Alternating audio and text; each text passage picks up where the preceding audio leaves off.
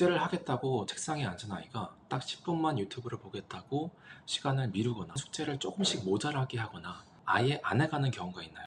이런 모습을 볼 때면 부모님 마음에는 답답하고 걱정이 동시에 이제 밀려옵니다. 학원은 분명 다니는데 성적은 오르지 않고 답답한 마음에 좀 욱해서 ADHD 아이를 좀 혼내고 나면 이제 풀이 죽어 있는 아이의 모습, 그 모습을 보면서 좀 안타까운 마음도 많이 드셨을 거예요. 내가 더 독려해야 됐었나? 내가 너무 압박하고 있는 거 아닐까? 이런 이제 의문도 드셨을 거라고 생각해요. 미루는 아이의 마음은 어떤 마음일까요? 아이의 마음은 또 다른 풍경이 펼쳐집니다. 아이는 해야 할 일을 모르는 것이 아니라 시작 버튼을 누르기가 어려운 거예요. ADHD 특성상 자기 자신에 대한 기대감이 높습니다. 그리고 그 기대감이 높은 만큼 실패했을 때 실망감도 더 큽니다.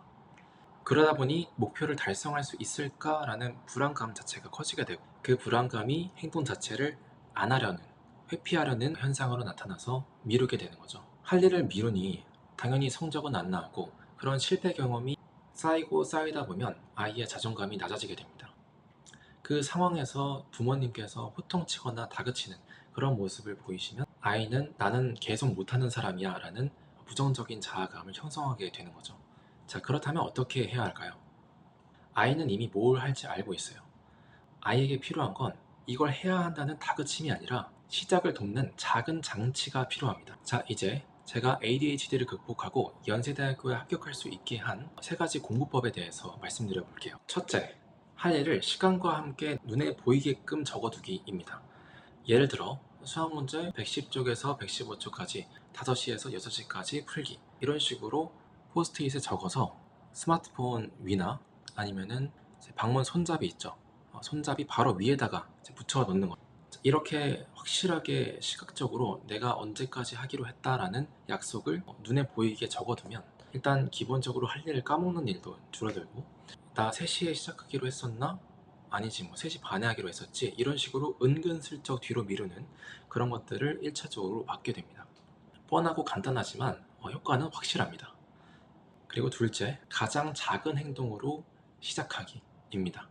수학 숙제를 110쪽에서 115쪽까지 풀기는 부담감이 느껴질 수 있어요. 네, 그래서 이 부담감을 최소화하기 위해서 이런 식으로 생각하는 거죠. 숙제를 다 해야겠다가 아니라 수학 문제집을 110쪽을 펼치자. 이런 문제집을 펼치는 일처럼 오히려 못한다고 하면 바보가 되어버리는 그런 아주 간단한 일부터 시작해보자 라고 생각하는 겁니다. 그리고 나서 5분 정도 타이머를 맞춰서 하기로 한 일을 해보는 거예요. 많은 ADHD 학생들이 시작이 어렵지 막상 시작하게 되면은 계속해서 지속할 수 있는 힘이 있다라는 걸 깨닫게 됩니다. 이런 작은 시작 단계를 통해서 성공했다 이런 기분을 느끼게 하면 할 수 있다라는 성취감이 쌓여서 다음 시도도 점점 쉬워지는 거죠. 셋째, 마감 시간보다 종료 시간을 설정하는 겁니다. 무슨 말이냐? 보통 이제 이런 식으로 생각하거든요. 이 숙제, 수학 숙제를 110쪽부터 115쪽까지 1시간 안에 끝내야겠다 설정하곤 하는데, 근데 그렇게 하면 안 좋은 게 ADHD 학생들은 시간 안에 내가 어느 정도 일을 할 수 있는지 가늠하는 걸 굉장히 어려워하는 편이기 때문에 마감 시간으로 계획을 하게 되면 번번이 실패를 하게 됩니다. 그러다 보니 계획을 세워놓고 계획대로 진행될까? 라는 불안감과 어떤 부담감이 느껴져서 시작을 더 어렵게 하는데, 1시간 동안 한번 해볼 거야. 1시간 동안 앉아서 딴짓 안 하고 수학 공부를 한번 진행해 볼 거야. 이런 식으로 기대치를 낮춰서, 목표를 낮춰서 종료 시간을 설정하게 되면 결과에 대한 불확실성 대신에 노력의 과정을 지켜보게 된다는 거죠. 이 제가 말씀드린 세 가지 방법은 막연했던 목표를 잘게 쪼개서 즉시 가능한 행동으로 바꿔줍니다. 저도 이 원칙 덕분에 반복돼 왔던 좌절을 끊어내고 수학 1등급으로 연세대학교에 합격할 수 있게 되었는데요. 아이도 충분히 같은 경험을 할 수 있습니다. 중요한 건 작은 성공을 꾸준히 쌓아 올려가는 그 과정입니다. 다만 이렇게 정확한 솔루션이 있어도 ADHD 학생 스스로 혹은 부모와 함께 진행하는 것은 조금 어려울 수 있어요. 왜냐하면 부모님 같은 경우에는 자기 자식이다 보니까 이 감정이 들어가서 욱하면서 화가 나오는 경우도 많고요. 이는 ADHD가 아니었으니까 좀 이해가 어려운 경우도 많고요. ADHD 아이 같은 경우에는 자기가 스스로 하겠다는 주도성이 굉장히 또 강하기 때문에 부모님의 말을 잔소리로 들을 가능성이 굉장히 높아요. 이럴 때 아이와 또래 감각으로 이제 자연스럽게 소통할 수 있는 멘토 같은 존재가 있으면 굉장히 도움이 됩니다. 저는 나이가 많지 않아서 학생과 쉽게 어울릴 수 있고 ADHD를 극복해온 경험, 그 경험 자체가 아이들에게 좀 귀감이 좋은 영향, 긍정적인 영향이 될 수 있다라고 생각합니다.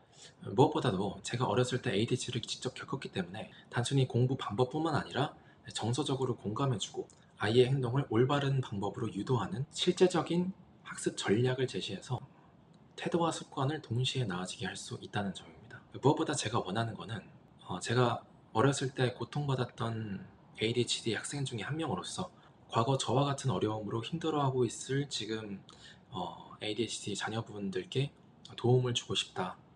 이게 저의 진심이자 제가 하고 싶은 것입니다. 그래서 만약에 도움이 필요하시다면 아래 링크에 참조하셔서 연락을 한번 주세요. 그래서 한번 아이와 만나서 상담을 한번 진행해 보는데, 물론 한 번의 상담으로 180도 바뀌진 않겠지만 변화의 씨앗은 분명히 생길 것입니다. 마지막으로 드리고 싶은 말은 굉장히 힘들 거예요. 학생도 힘들고 학부모도 굉장히 힘드실 거예요. 어렵고 할 텐데 분명 잘 될 겁니다. 네, 분명 잘 될 거고 아이는 잘 해내서 멋진 어른이 될 거예요. 그런 미래를 바라고 제가 응원하겠습니다.